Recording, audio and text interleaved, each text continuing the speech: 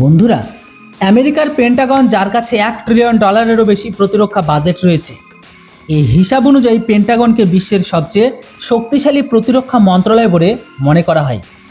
কিন্তু তা সত্ত্বেও মার্কিন সেনার কমান্ডারদের যখন হয়রান আর চিন্তিত হতে দেখায়, তখন তো বেশ চমকপ্রদ একটি বিষয়।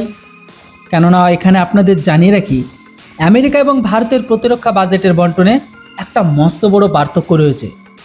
যেমন আমেরিকার বিমান বাহিনী প্রতিরক্ষা বাজেটের সবচেয়ে বড় অংশটি পায় এবং তারপর পায় আমেরিকার নৌবাহিনী, কারণ আমেরিকার বিমান বাহিনী আর আমেরিকার নৌবাহিনী আমেরিকার সবচেয়ে বড় শক্তি, যেখানে আমেরিকার স্থলবাহিনীকে সবচেয়ে কম বাজেট দেওয়া হয়। কিন্তু ভারতের ঠিক এর উল্টোটা হয়, কারণ ভারতের প্রতিরক্ষা বাজেটের সবচেয়ে বড় অংশটি পায় স্থলবাহিনী এবং তারপরে যথাক্রমে বিমান বাহিনী, তারপরেই থাকে নৌবাহিনী। তবে এখানে আরেকটি তথ্য আপনাদের জানিয়ে রাখি যে আমেরিকান স্থলবাহিনী সবচেয়ে কম প্রতিরক্ষা বাজেটে পাওয়া সত্ত্বেও তা ভারতের মোট প্রতিরক্ষা বাজেটের তুলনায় 2.5 গুণ বেশি। কারণ গত বছর আমেরিকান স্থলবাহিনী $193 বিলিয়ন বাজেট পেয়েছিল, অথচ তার বিপরীতে ভারতের মোট প্রতিরক্ষা বাজেটে প্রায় $86 বিলিয়ন। হ্যাঁ, যদিও বাজেটের এই পরিসংখ্যান আমরা কেবল আপনাদের এই জন্যই বললাম যাতে আপনারা বুঝতে পারেন যে বিশ্বের সবচেয়ে বড় বাজেট নিয়েও শেষ পর্যন্ত আমেরিকান সেনা কেন কাঁদছে। তো দেখুন, বিষয়টি আসলে এমন যে G7 সম্মেলনে ট্রাম্প আর প্রধানমন্ত্রী মোদির করমর্দন করার হাত মেলানোর আগেই আমেরিকার পেন্টাগন তাদের ইন্দো প্যাসিফিক কমান্ড থেকে ইন্দো শব্দটি বাদ দিয়ে দিয়েছে।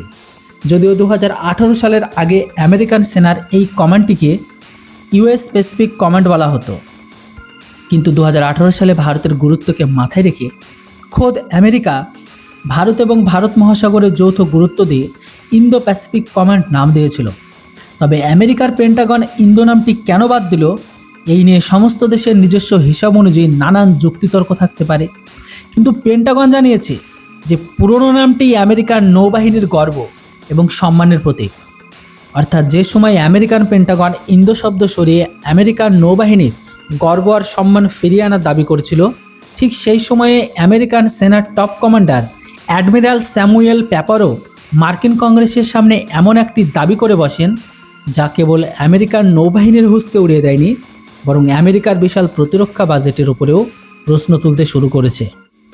আসলে আমেরিকান কমান্ডার কংগ্রেসের সামনে বলছে যে চীনকে যদি হামলা করা থেকে রুখতে হয়, তবে আমেরিকার অবিলম্বে $122 বিলিয়ন নতুন অস্ত্রের প্রয়োজন, যার মধ্যে আমেরিকার প্রচুর পরিমাণে অ্যাটাক মিসাইল এবং ডিফেন্স মিসাইলের প্রয়োজন পড়বে।